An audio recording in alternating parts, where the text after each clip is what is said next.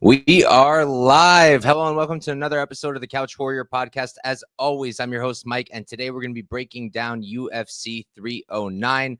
Sick card. I'm looking forward to it. Maybe not a sick card, but it's a decent card. I'm going to try to hype it up. It's going to be fun. There are some good fights, some exciting matchups, and there are a few good spots, in my opinion, for betting. I already have 3 bets. I don't know if I'm going to have many more than that, but we'll see. We could do a quick recap for last week, and then we can jump right into the card. So let me pull up what happened last week. I know we profited just barely. So it was the Pratesh card. We cashed Gaston Bolanos at plus 185. That was a great bet. I like that one. Played out well. Matt Semmelsberger, horrible bet. Claudia Segula, also a bad bet. She just was not strong enough, not physical enough. Then I had the Pratesh Neil Magny over 1.5. That died. I had the Abdul Malik Dusko Todorovic over 1.5. That died too. I cashed Robertson round 3 decision at plus 150. That was nice. I did not cash Gomez wins ITD. I did cash my parlay where it was ZDS fight doesn't go, easy money. And then I cashed the Ritter there. That was a funky fight. Good fight. And then Robertson round 3 knockout would have made my night really good, but it didn't happen. It got close, but didn't cash. Ended up profiting 0.21 units. I'm just glad that it wasn't a loss, and we can jump right into this card. So first fight of the night, we have Veronica Hardy versus Eduarda Moura. Hardy is 9-4-1. She's 29 years old, 5'4" with a 64-inch reach. Moura 10-1-0. She's going to be 30 years old. She's 5'6". She's 2 inches taller. Going to be 1 year older, and she's going to have a 2-inch reach advantage.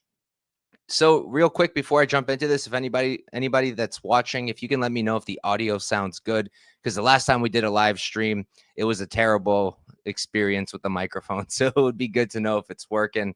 And Real Fight Picks over here, thank you for tuning in, brother. First comment in the live chat saying Veronica barely wins is my guess. Yeah, it could definitely play out that way. So I've been back and forth here. I think I'm picking Hardy as a straight pick. But it is a dog or pass fight for me because a Hardy win to me looks like a really close fight, whereas Moura, I think, can sub Hardy, and I think Moura can also win a decision. And look, I think Moura moving up in weight is going to be a really good thing for her. I think that she will not be small. She's literally taller here. I think that she has the build for it. She's going to fill in. She's going to be really physical. Won't have to worry about that weight cut anymore. And I think the cardio is going to be better too. So I think those things are going to be in favor of Moura. And Hardy, I think, is a little bit on the smaller side. So I think that Moura, despite moving up in weight here, she's going to be the more physical one. And I think that's going to help her with the grappling. I also want to talk about Moura Gomez because I know a lot of people are looking at this fight and they're thinking, okay, Moura couldn't get takedowns against Diniz. She lost that fight, didn't look too good. Hardy could probably do the same thing, better striker. The hole I'd poke in that is Gomez hits really hard, and that's going to make you double guess things. That's going to make you be less aggressive. And Hardy doesn't really hit as hard. Hardy's pretty clean with the striking. The output's not the best either, so that's another thing. But put output aside, Hardy just doesn't hit that hard. She's just a clean striker. So I don't really think she's going to be scaring Moura off that much. And on the feet, you look at Moura in fights where she didn't fight someone who was hitting really hard, like Ruiz, right? She was striking well. Nice combinations. She was landing. She was throwing knees up the middle. The hands were solid. And if she fights like that here, if Hardy's not hitting her hard enough to scare her away, kind of like Diniz did, I think Moura can actually compete in the striking. I don't think she's going to be completely out of it. And I do think she's going to have a strong grappling edge. I think she can take Hardy down. I think that she could possibly submit Hardy. Her grappling is really good. The wrestling is solid. And the control is solid. The jiu-jitsu is solid. Ground and pound is good. So a lot of things to favor with Moura. The only reason I'm kind of leaning Hardy just as a pick is that, as a pick, I just mean that I think they're the rightful favorite. Doesn't mean I'm going to bet them. If anything, I'm going to bet Moura here. It's dog or pass 100%. But I think Hardy is the rightful favorite because I can understand, her takedown defense is pretty good. She can be taken down and she can get stuck on her back. But I was noticing like in the Horth fight and the Aldrich fight and the one takedown attempt that Aldrich made, her hips are very good, Hardy. She does do a good job hipping out, getting back up. And I think she can defend. And if she can defend really well here, and if Moura really her cardio doesn't improve with the lack of a weight cut, then I could see Hardy just outstriking her. But again, Hardy's output isn't that good. I don't think she's leagues ahead of Moura in the striking. And I think that Moura is a much better grappler. So it's an easy dogger pass. I'm probably going to get to a Moura bet. I'm just waiting because people really love themselves some Hardy right now, and I could see the price going a little bit higher on the Hardy side. For now, money's coming in on Moura, but there's still plenty of time in this week, and I highly doubt that it's going to flip to the Moura side. I don't think that's going to happen. I think Hardy will keep getting bet down, and if I can get Moura, I would need the odds converter to right now to give you guys a real number, but my estimate would be like plus one, I don't know, 145, 150 would be sick on Moura. I don't know if I'll get that, but we'll see. So yeah, dogger pass in the first fight. We can move on. Next fight, we've got Oban Elliot versus Bassil Hafez. Elliot 11-2-0. He's 26 years old, 6 feet tall with the 72-inch reach. Hafez 9-4-1, 32. He's 6 years older, going to be 1 inch shorter, and he's going to have the same reach. Real quick, thank you, Real Fight Picks, for letting me know. And Dan Hardy's the opposite of Pat Barry. Yeah, he actually did make Veronica better, and she's only 29, so she's still improving, and she has been looking better and better. But back to this new fight. So I ended up betting Hafez here at plus 200. It's another spot where, yes, I think Oban Elliot is the rightful favorite, but I think that the line is too wide, so I hopped in on Hafez. I get it. Elliot is a much cleaner striker. He's going to be the guy throwing punches straight down the pipe. Good jab, good 1-2s. He's a meat and potato striker in a good way. Sticks to the basics, and he's good at it. He's got some pop to his punch, and he can offensively wrestle. He's old and reliable in that way. I used to like betting him in Cage Warriors because I knew exactly what he was going to do. He can grapple. The cardio has gotten a lot better. He's got solid cardio. And the takedown defense is hit or miss. He can be taken down. He did look really good in the Preston Parsons fight, and Parsons is a good wrestler. But all that said, I don't really see how you get to minus 210 here because Hafez on the feet, he's not as clean as Elliot, but he hits harder, in my opinion. And I don't think he's completely a fish out of water. At range, yeah, Elliot will be much better. But if Hafez can close the distance, I don't think Elliot's going to have a huge advantage. So I do think that Hafez can back him up, land big shots, make him double guess, and then mix in takedowns. And I do think that Hafez can take Elliot down. I think maybe Elliot can get Hafez down, but I think Hafez is going to get more takedowns, and I think he's going to be able to do more with them. We have seen Elliot also give up his back sometimes when he's trying to get back up. He did it against Woodburn. He's done it on the regionals, and Hafez does have the jiu-jitsu to take advantage. He's got good jiu-jitsu, good grappling. He's very physical. I think he's going to be the more physical and strong guy of the two, the one with more power. So, yeah, for me, it's another dogger pass spot at this current line, and I did play Hafez at plus 200, and we can move on for one unit. Next up, we've got – what's good, Akira? Next up, we've got Mickey Gall versus Ramiz Brahimaj. Mickey Gall, 7-6-0. He's 32 years old, 6'2" with a 74-inch reach. On the other side, Brahimaj, 10-5-0. He's 31. He's 1 year younger, going to be 4 inches shorter, and he's going to be at a 1 inch reach disadvantage. This is a weird spot.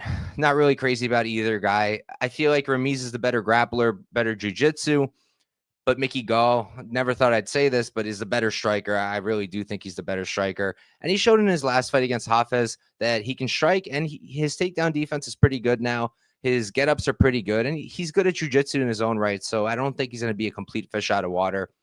The way I see it playing out, Ramiz it'll be pretty close on the feet. Ramiz isn't terrible, but I think Gall is better. Gall does more. Gall fights with more urgency. So on the feet, I'm going to favor him. I think he's going to land more. I think he's probably going to land better. He even had some power in that last fight against Hafez. He was able to land some nice shots that kind of hurt him. So I wouldn't be shocked if he was able to hurt Ramiz a little bit. And then, yeah, I see Ramiz shooting for takedowns. I think maybe he gets a few, but Gall is able to get back up, stay safe. I don't really think he gets submitted here. And then I think Gall can win a decision, but I'm not really super confident in anything here. I'll pick Gall. Definitely not betting it, because while I can see Gall keeping it on the feet and outstriking Ramiz, if Ramiz actually fights urgently for once, I can also see him getting the back, winning minutes, maybe getting a sub. Like if someone finishes, I think it's a Ramiz sub. So I guess it's possible. I just don't think it's super likely because Gall is a good grappler too. But yeah, that's how I see it playing out. Either Gall is able to keep it on the feet and outstrike Ramiz, which I think is the most likely outcome, or Ramiz is able to take him down and win some minutes, maybe get a sub. So I'll pick Gall. 0 chance I'm playing him at chalk, though. Next up, we've got Marcin Tybura versus Jhonata Diniz. Tybura, 25-9-0, 39 years old, 6'3" with a 78-inch reach. Diniz on the other side, he's going to be 8-0, undefeated, 33. He's 6 years younger, 1 inch taller, and he's going to have, let's call it a 2-inch reach advantage. Pretty straightforward fight, pretty binary. Either Tybura is able to get his grappling going or Diniz is able to outstrike him. But here's the thing for me. Yeah, Tybura is really slow, and Diniz is a cleaner striker, a little bit faster, probably has a little bit more power. But I don't think the gap on the feet is incredibly wide. Tybura is a pretty good boxer in his own right. He's not terrible. He's a bit hittable, and he can be hurt, so Diniz can definitely catch him. But I don't think the gap is super wide. But the gap on the ground, I think, is really, really wide here. I don't think that Diniz is a good grappler at all. I don't think he knows what to do. When he got taken down by Austin Lane, he did not know how to get back up. And yeah, he was able to defend the takedown attempts in the second round and finish Austin Lane. But Austin Lane is not a wrestler. Before that fight, he had never actually shot for a takedown. And I just don't, if Tybura can get on top, and I kind of think he can get on top, I don't think Diniz is getting back up. So then either the rounds are over, and Tybura is probably going to win the round unless he does nothing and Diniz landed more damage on the feet. But I think Tybura will be able to do things because Diniz doesn't have much of a ground game. I think Tybura can land ground and pound. His ground and pound is solid. His jiu-jitsu is pretty good. I could see him subbing Diniz, or I can see him, like I said, just winning the round. So the more I think about it, like I was hesitant at first because I know some people on Diniz. I know he's got that aura. UFC probably wants him to win. But I just think the gap's too wide. I might get to Tybura chalk, even though he's 39 and he's older and he's slow. I still might get there because I think that he can get Diniz down to the ground. And I think that if he does, he's going to have a huge edge and he could probably finish. And if he doesn't finish, I just don't think Diniz can get back up. So Tybura's the pick. I haven't played him yet. The chalk is kind of making me hesitate, but I might end up doing it because usually when there's a really big edge in the grappling, I want to be on the grappler. Moving on, we have a fun fight. We've got Jim Miller versus Damon Jackson.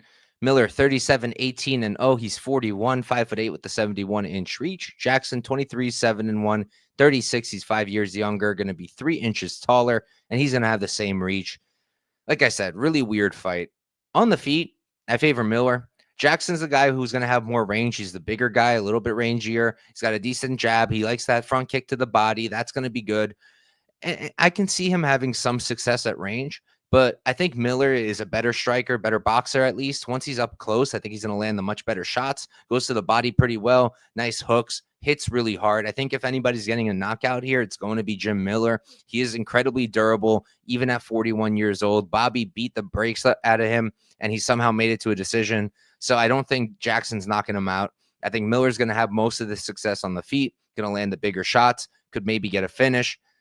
And then the grappling is where it gets kind of funky for me because Miller's a really good wrestler and a really good grappler in his own right. He just doesn't really do it all that much anymore. When he does, like in the Benitez fight, he's able to get a finish. He can still sub people. He can still take them down. And Jackson doesn't have the world's best takedown defense, so I could see Miller getting takedowns if he wants them. But at the same time, I haven't seen Miller's takedown defense tested a ton, but he can be taken down. Eryk Gonzalez, off the top of my head, is one guy that got him down. And I feel like Jackson does have the wrestling to get him down. He's urgent. He's a solid wrestler. I can see him getting those takedowns. I could see him maybe taking Jim's back. Jim's pretty good at keeping people off of his back, but I could see Jackson maybe doing it. Once he's on the back, he's really hard to get off of you. And I just feel like he's a little bit more urgent. But at the same time, also, his gas tank is pretty questionable. Miller probably has the better cardio, but he can also slow down. So this is a fight where it's like, I don't really want anything to do with it unless you keep giving me a higher and higher line on Miller. Because if right now it's plus 145 Miller, I'm a little tempted, but not enough. If it gets even more wide, I might get there because I do think he has that knockout upside. I do favor him on the feet, and I do think he can also get his own takedowns. So while I lean Jackson from just being a little bit younger, a little bit less wear and tear, being bigger, and I think him being able to get takedowns, that's why I'm leaning his way. But it's definitely dog or pass because I'm not betting Damon Jackson at chalk, not against Jim Miller. And yeah, that's really where I'm at. So it's Jim Miller a pass for me. Right now, I'm just going to pass. We'll see where the line ends up. I think Miller can get the knockout. I think Jackson can win a decision. That's kind of where I see it. I don't really think Jackson's going to sub Miller. So we can move on. Jackson will be the pick for the purposes of the show. Moving on, we've got Chris Weidman versus Eryk Anders. Weidman is 16-7-0. He's 40 years old, 6'2" with a 78-inch reach. Anders 16-8-0. He's going to be 37. He's 3 years younger, 1 inch shorter, and he's going to be at a 3-inch reach disadvantage. Another fight that I'm not really dying to get involved in, especially not at the current line. I understand why people played Weidman early at like plus 145, plus 150. I think he was at. I can understand that. I would have done the same thing had I taped the fight. I didn't yet, so I couldn't do it. And I will pick Weidman to win, but I'm not confident at all. I think maybe people are just having a little bit of recency bias because Anders did not look good in his win against Jamie Pickett, and Weidman looked pretty good against Bruno Silva. Maybe people think he's turning back the clock, and maybe he is. But let's not forget, Bruno Silva is also incredibly washed now, and I don't know if that win's aged incredibly well. From like a, for the actual matchup wise, striking, I think I lean Weidman in the striking. Anders, I think, will be a little bit faster. I think he will be able to land some decent shots, but Weidman, I think, will be able to land the bigger shots. He hits harder. I think he has more of an arsenal on the feet, more weapons. I like his kicks a lot more. Good body kicks, good leg kicks. And I think he's going to be able to use that here against Anders. Anders goes to the grappling when he doesn't like how the striking is going, like in the Pickett fight where Pickett was actually able to land some nice counters. So Anders went for the takedowns, went for the wrestling. But I have a hard time seeing Anders really take Weidman down at a high clip. Weidman's got pretty good takedown defense. He's a good offensive grappler, obviously, and a good defensive grappler. So I struggle to see Anders really taking him down. So he's going to have to outstrike him, and he could probably do it. Weidman's kind of slow now, but Weidman does hit harder. And like I said, overall, I still like Weidman striking more. And if Weidman chooses to wrestle, he could probably get his own takedowns. So I will lean Weidman, 40 years old, but he's fighting in his hometown. Hopefully that helps him out a little bit. I'd never believed in hometown cooking until we got to Canada. Now I believe in hometown cooking because, my God, were the decisions terrible there. And, yeah, I'll pick Weidman. Not a ton of conviction. No shot I'm playing it unless it goes back to the previous line, and that's where I'm at.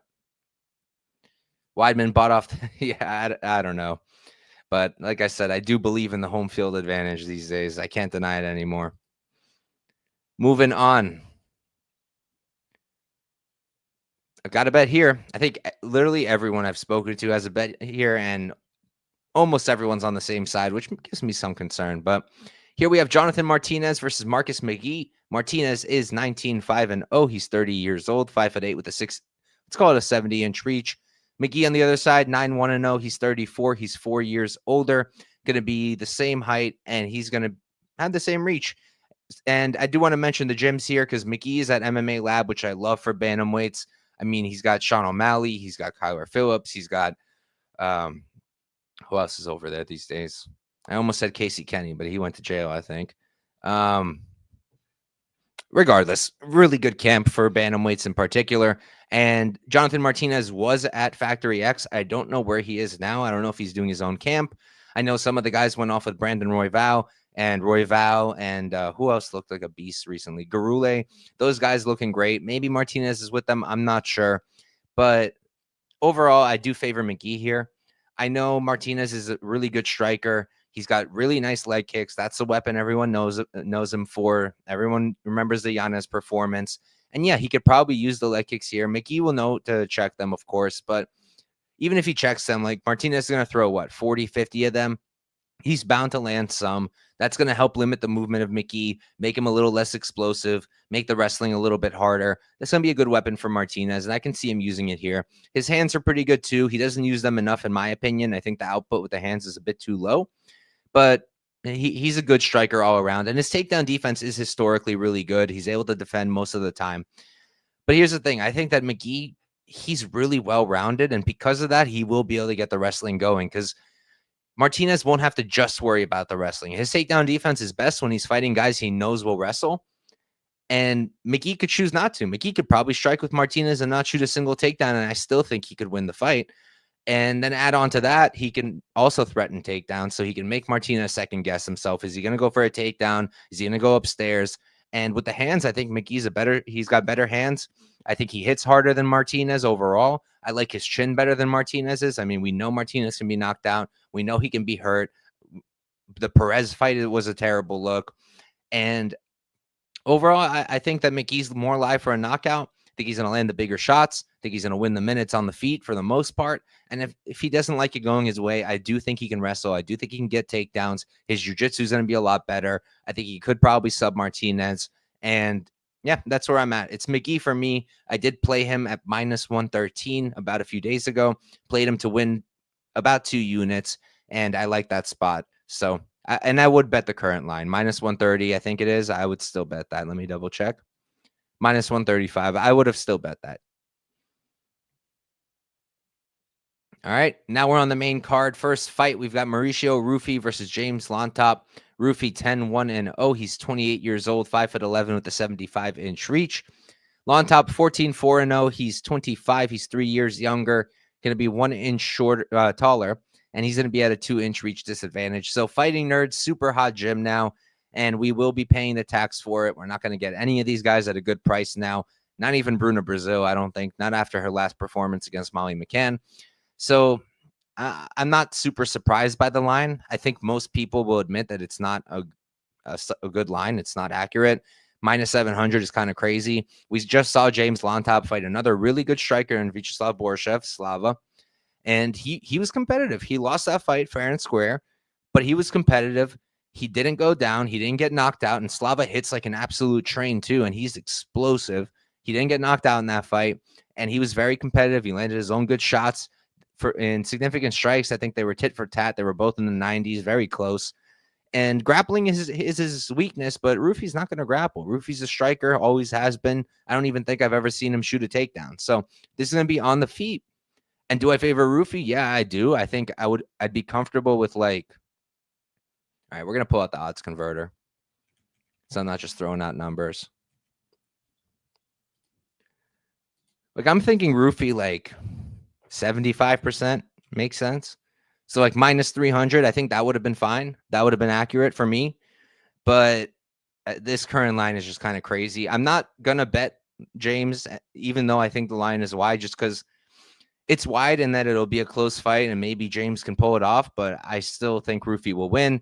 Not trying to bet on a heavy underdog, even though I like them. If I really do think he's going to lose, I think Ruffy wins. I think that he's going to look good, but I don't think that he's just going to run through Llontop. I really don't. I think it'll be relatively competitive with Ruffy landing the much cleaner shots. But people are forgetting that Ruffy isn't always super aggressive. Sometimes he can be a little bit too tentative on the Contender Series. Maybe it was nerves. I don't know. But he was losing that fight. I had him there. He was losing that fight until he got the finish really, really late. Not much time left on the clock. And he pulled it off, and that was really cool. But I just don't think he's going to finish Llontop early. I honestly think we're going to go all 15 minutes. I think we're going to go 15 minutes. I think we're going to go the distance. Llontop is really durable. The Slava fight really sold me on that. I mean, the guy can take a shot, and he took a lot of nasty shots there. He can take the damage.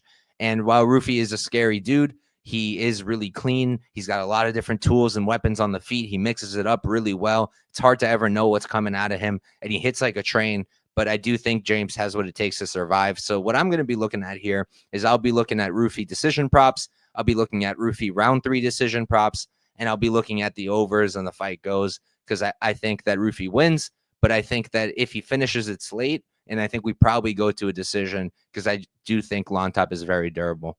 And we can move on. All right, we're up to my third bet and my last bet for now. We've got Karine Silva versus Viviane Araujo. Silva, 18-4-0, 30 years old. She's 5'5" with a 67-inch reach. Araujo, 12-6-0. She's 37. She's 7 years older, 1 inch shorter, and she's going to have a 1 inch reach advantage. So I can understand Silva being the favorite. I get it, but and I'll pick her because she's the younger fighter. She's more physical, and she's got a similar style, Yeah, she's a very similar fighter to Araujo, but she's much younger, and she's going to be more physical than her. So I understand her being the favorite. I'll pick her for the purposes of making a pick for the show. But in terms of betting, I think it's dog or pass all day, and I did bet on Araujo, and here's why. So Silva's scary. She's a good grappler. She's a solid striker. She hits really hard. But I got a few, I don't know, issues, but I got a few things I can poke with her. Like, first of all, her cardio is not great. She slows down really hard. In the Lipski fight, she slowed down when it wasn't really, and then because she was the grappling wasn't going her way. It was going her way in that she was able to get the takedowns. She was able to get some control, but she wasn't able to finish Lipski. Lipski kept being able to get out. Lipski got on top in the first round, and she slowed down. And Araujo is a really good wrestler in her own right. And I think she's going to be harder to take down than Lipski. I think if anything, she's going to get her own takedowns too. And I think that's going to really wear on Silva. I think that's going to really tire her out. And Silva, we haven't seen her takedown defense tested a ton, not recently at least. But Yanquahi on the Contender Series, tiny lady, took her down 2 times on 2 attempts, so she didn't miss at all, was able to get her down. Araujo, a much better wrestler, much better grappler than Yanquahi, and also more physical probably.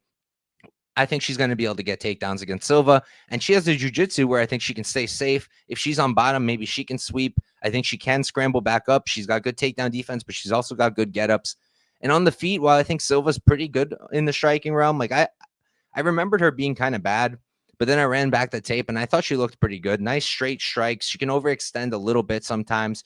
Nice kicks, though. Good front kicks. She does hit really hard. She's going to have a power edge, even though Araujo does hit hard in her own right. I think we're going to have a little bit of a battle in the clinch a few times. That might kill some minutes on the clock. But overall, I see Araujo having more success on the feet. And I can see Araujo also getting takedowns. I can see Silva really gassing. So for me, it's a major dogger pass at this line. And I did play Araujo at plus 225 for 1 unit. I do like that spot. She's 37, I understand. But so far, she still looked pretty good. It was only 2 years ago where she went to war with Alexa Grasso, and she did a pretty damn good job, landed like 120 significant strikes. So, yeah, it's Araujo or pass for me, and I did take the shot. Moving on, we've got Bo Nickal versus Paul Craig. Bo Nickal is 6-0 undefeated. He's 28, 6'1" at the 76-inch reach.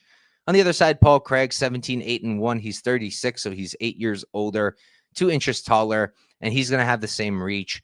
Weird fight. Another one for Bo Nickal. They're just trying to set him up, and he will probably get the win. For Craig to win, Bo Nickal is going to have to want to prove something, I guess, on the ground and follow Paul Craig down to the ground. And then I think he can get subbed, maybe. I don't think it's a guarantee. I think more than likely, if Bo does take it to the ground, if he does go for takedowns, he'll be fine. He'll be able to stay safe. He's a good grappler in his own right. And he knows what they expect from Craig. He knows to stay safe from that triangle. And I think he'll be fine. Maybe he can land ground and pound. I don't really think he's going to submit Craig. And I personally don't think he's even going to try because there's no reason to. But if he does grapple with him, that's Craig's only chance to win, in my opinion. I think in everybody's opinion. What I think actually happens is I think Nickal's going to follow the Barrio game plan. I think he's smart enough and he's got the same skill set. I think that he'll keep it on the feet. He's going to be in and out. He's fast. He's explosive, straight down the pipe strikes. I think that Bo will start strong, start landing. Craig will go down. Craig will call him down. Bo will not go. Bo will call him back up. And that'll keep happening until Bo Nickal knocks him out. So for me, it's Bo by knockout. I'm going to be waiting for that prop. Right now, it's minus 155. I'm hoping that the domestics give me something a little bit better. I'll see what rounds like 1-2 are. That might be a decent 1-2. But overall, that's where I'm at. I've spoken to a few sharp people who do like the overs, who like fight goes, or maybe Bo Nickal by decision. And I can see that too if he's just going for takedowns and not calling Craig back up. But I really do think he's going to call Craig back up, and I think he's going to knock him out. Craig's got terrible striking defense, terrible chin, not the best striker. There's no reason for Nickal not to strike with him. Craig's not going to knock him out. So, yeah, I think Bo's going to keep it on the feet, and he's going to knock him out. Let me catch up with the chat before we move on. Daz, thank you for tuning in, my brother, saying be cool if Craig at least gets him down. I highly, highly doubt it. Can I get a shout out? Scott McMillan. Absolutely. You can get a shout out. And here it is. Shout out to Scott. Thank you for tuning in, brother. And then Outcast Kids saying, sorry if I missed it, but any thoughts on the glove change? More KOs. Okay. So first of all, why? I don't know why they're changing it back. Maybe it's because they're tired of no knockouts. Maybe it's a rule thing. I saw some speculation, but I haven't really looked into it enough to know why they're changing it. Maybe they just want John Jones and Chris Weidman to get more eye pokes. Who knows? But do I think more KOs happen? I mean, we're working still with a really small sample size, but recently someone did. I always thought that if you make the gloves lighter, knockouts will happen more because logically there's less padding. So that's what I thought. Turns out, the more padding you remove, like you look at bare knuckle, there's not often knockouts. People get really hurt, and there's a lot of damage on the face, but there's not as many knockouts like in boxing, for example, where they have those big gloves. I guess with the extra mass of the glove, the extra ounces, that adds to that knockout power. And that's, I guess, what leads to more knockouts usually. So I guess because they took away 1 ounce of the gloves, that's why now there have been less knockouts. So maybe there will be more KOs. But at the end of the day, a lot of it is also very matchup specific. And it's entirely possible that there won't be more knockouts. And then people will say, oh, it wasn't the gloves or whatever. Or it's possible there will be, and it won't have anything to do with the gloves. And people are going to be like, see, it's the gloves. But it is what it is. LP saying no guest appearance from the... we're not going to talk about that fella. But all right, we're going to move on. And we're up to our co-main event already. We're up to Charles Oliveira versus Michael Chandler 2. Oliveira, 34, 10-0, 35 years old, 5'10" with the 74-inch reach. Chandler, 23, 8-0. He's 38, so he's 3 years older, 2 inches shorter, and he's going to be at, let's call it a 2-inch reach disadvantage. So, fun fight. Poor Chandler. I feel really bad for him. I know that he said in his Helwani interview, he was like, I don't blame anyone. It was my own decision to keep waiting. Still, like, I totally understand why he was waiting. Like, it's a once-in-a-lifetime opportunity to get to fight Conor McGregor. And then Conor's just out partying. Chandler's training and waiting and waiting and waiting. And eventually he gives up. He still thinks he'll get the fight. I don't know if he will. But this might just throw him off more because I do feel like Charles probably wins. I think the line is wide. I'll start with that. I don't really know how you can be comfortable playing Charles at minus 250 when he gets hurt every single fight. Every fight he gets hurt and he falls down. And I will give him credit. He's become a master at just understanding, because he's such a jiu-jitsu threat, he can be less defensively sound because he still believes in the chin. He's not going out cold. He's just falling down. So in his mind, he thinks, all right, if I get knocked down, it is what it is. They either follow me and then go where I'm the strongest, or they let me back up and then I get another chance and I get to go again. And that's exactly what he does every single fight. And we all saw how the first fight played out. Chandler knocked him down, almost had him out. And Charles was really smart. Instead, he was on his knees originally, and then he went onto his back. And Chandler didn't do the smart thing.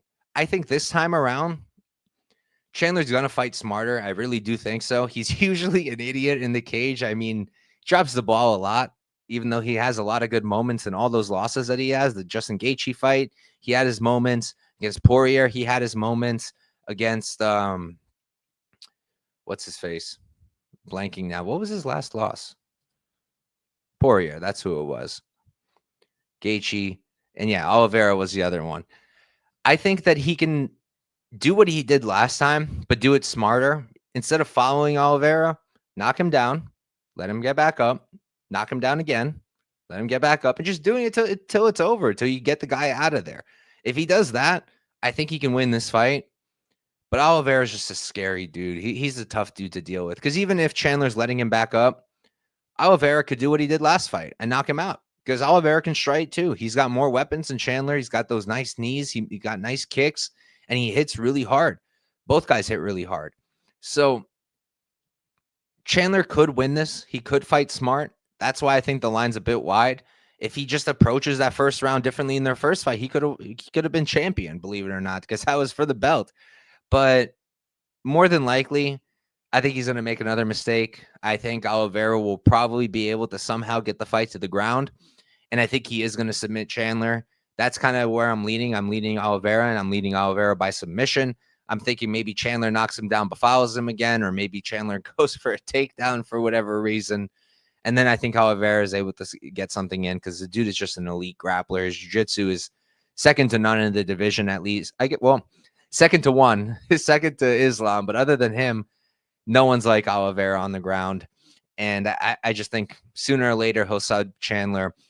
If this was like a 3-rounder, I'd maybe be a little contrarian and go fight goes, because that's possible. Not likely, but possible. But now with a 5-rounder, I struggle to see how this doesn't go. I think fight doesn't go is like minus 700. So that makes sense. And yeah, I won't beat a dead horse. It's Oliveira by sub for me, but I'm not confident in it whatsoever. I'm definitely not laying the chalk on him. And I think Chandler could pull this off. I wouldn't be shocked at all. Going to be a really fun fight. Definitely excited for it. If I bet anything, it'll be Oliveira sub, maybe Oliveira sub 1, sub 2. I doubt it, though. I don't think I'll get to it. And before we move on to the main event, let's see what we got. Scott, thanks for the kind words, brother. Appreciate you. And then John Tom saying, good question about the gloves. That's why I lean towards Diniz. Yeah, but look, I don't know how much they affect heavyweights of all people. Like, if Diniz is going to knock out Tybura, he was probably going to do it with the old gloves, too. I don't think that's going to change now. I don't think he's any more or less likely to knock out Tybura. Tybura, at the end of the day, like I said, slow. Diniz definitely a better striker, but I don't think the gap's as wide as the gap on the ground. And then my guy, what's up, brother? Thanks for tuning in. don't drop out of med school, though. We need you to be a doctor. But all right, moving on. We're going to go to the main event. Jon Jones versus Stipe Miocic. Jon Jones, 27, 1-0, 37 years old, 6'4" with an 84-inch reach. Miocic, 24-0. He's 42. Going to be 5 years older. Going to be the same height, and he's going to be at a 4-inch, let's call it 5-inch reach disadvantage. Weird fight. Jon Jones, look, real talk, he's ducking Aspinall 100%. I don't think anyone can deny that he's like doing the action of ducking him. He is actively avoiding fighting Aspinall. He wants to fight Pereira, but I 100% understand why he's ducking it. I'm not giving him any crap. Like, if I was him, I'd do the same thing because I think Aspinall beats him, and I think Jon Jones sees it.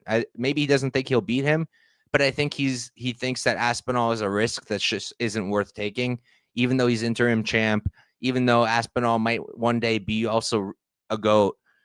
Right now, outside of just, making the fans happy and giving Aspinall a shot, him fighting Aspinall doesn't do much for him. Not going to make his legacy any better. Not going to, only the real fans will know, yeah, he gave Aspinall a shot and he still beat him. He's the GOAT. People will still think he's the GOAT. Aspinall or not, people will still think he's the GOAT or one of them. He has an amazing career. And yeah, I don't blame him at all because Pereira is a much easier fight, much easier. I think he runs through Pereira, God bless him, but I think he cooks him. And it's a money fight. It's a huge money fight. Outside of a McGregor fight, what could sell more than Jon Jones versus Alex Pereira? Jon Jones, the greatest of all time. They're going to keep saying that, especially if he gets a good win here. And Pereira, right now, he's a guy that everyone's looking at as one of the best fighters in the UFC. He's certainly one of the most exciting fighters. He's probably the fan favorite right now. And there's a narrative there, too, because he could become the first ever 3-time champion. So either Jon Jones beats Pereira, stays a 2-division champion, and rides off into the sunset, or they're going to bill it as Pereira can pull it off and become the first ever 3-division champ. So that's why I think Jon Jones is ducking, but that's why I don't blame him for ducking. As for this fight, I mean, what is there really to say? Stipe at this point, 42 years old. He's been out for 4 years.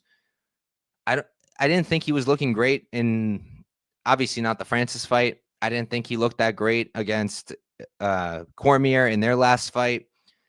And I just don't think he really has it anymore. He's not going to be as explosive, probably not as durable.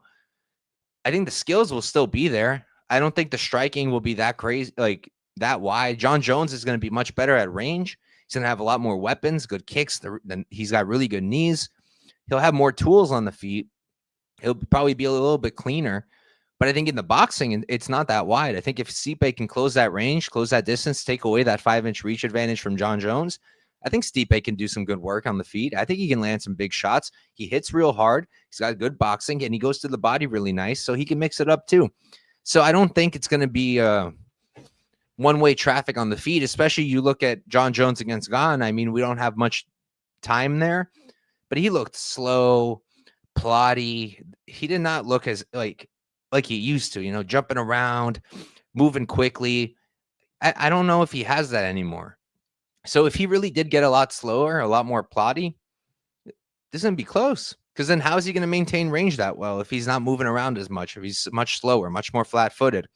Stipe can get close then, and Stipe can do some good work. The wrestling, funky, you know? I think it's funky because Stipe is a really good wrestler in his own right. I don't think he's going to be able to take John down. That's just a really difficult thing to do. I don't think Stipe is going to do it. But Stipe could probably defend some takedowns in his own right. I think he's going to make it at least semi-difficult for John to take him down. Once John does get him down, he can probably threaten some subs. He's got some nice chokes, and he does have really nice ground and pound. He's going to have those elbows available to him now, the 12-6, 6-12, 12-6. And yeah, for me, it's obviously Jon Jones, but it comes down to how he wins, right? I don't think it'll be a sub. I don't think it's going to be that. So I think it'll be a KO or a decision. I know a lot of people don't think it's going to be a decision either because they just don't think Stipe could make it there. But I think it's possible. I think a decision is possible. I lean Jon Jones by knockout. I think that's probably how he wins. And it is plus money. I think it's like, what is it? Jon Jones, KO, plus 130. It's pretty good. Decision is plus 400, money coming in on it. A lot of people are kind of seeing what I'm seeing. But yeah, I lean towards Jon Jones getting the knockout. I don't think the sub, what's the sub? Plus 200. Yeah, I don't really think he's going to sub Stipe. So Jones knockout, that's the pick. I don't know if I'm going to bet it. We'll see. I probably shouldn't force it. I really shouldn't. Should stay, forget the word I'm looking for. But should be stricter. I've been trying to be stricter with myself because I let myself get a little bit out of hand with the bets lately. Trying to be sharper. That's the word. And yeah, we'll see what happens. Maybe I'll end up doing it. Let's catch up with the chat before we jump out. The Outcast Kid saying heavy praise to your work. Thank you, brother. Plus 500 money line for Stipe. If he did win, how would he do it? If Stipe wins, I guess it's got to be a decision. But then it's like also, if you think the UFC is even remotely rigged sometimes, I mean, are they really going to give Stipe a decision? I don't know about that. I don't know how he can. I don't know. At this point of his career, I'm not sure. If this was 4 years ago, I think he could win a decision. I think it's going to be a tough ask for him, though. I understand the heavy chalk on Jones. Stipe can walk. He can walk. He can't talk that well, but he can walk. Jon Jones will dominate him, says Stipe. Something in my soul, even though John will dominate him, says Stipe wins. You think Stipe gets a comeback knockout? That would be cool. That'd be something. Dad saying sometimes the best bets are the ones we don't make. That is an absolute fact. That's how I felt about when I passed on Armfield. He won that fight, but I saved myself. That's for sure. Jon Jones via KO or sub. No way Stipe can go 5 rounds with Jones. I mean, a lot of guys who shouldn't have gone 5 rounds with Jones did go 5 rounds with Jones. Anthony Smith comes to mind. That's one. But yeah, overall, 42-year-old Stipe should be Jones. All right, guys, that's it. That is UFC 309. And before we hop out, I'll do, let me think of what we got going on this week. So we will be doing the panel, me and Tyler, this week. It's on his channel, though. So we'll be on there. I think we're being joined by Effie. Everybody knows Effie. He's the man, Any Action Sportscast. And Evan will be joining us as well from Combat Capital. I'm not calling it the other name. And that should be a good time. 2 good dudes, 2 sharp dudes. Should be fun. And my YouTube shorts will be going out tomorrow as always. And if you guys have noticed, I have been doing new content now on the channel. If you guys didn't catch it in my last video, I partnered up with FanArch, and they're helping me put out new stuff. And we got some new thumbnails for you guys going on. So hopefully you guys enjoy that content. And I'll be putting out a few videos this week. And yeah, thank you guys all for tuning in. Good luck this weekend, and peace out.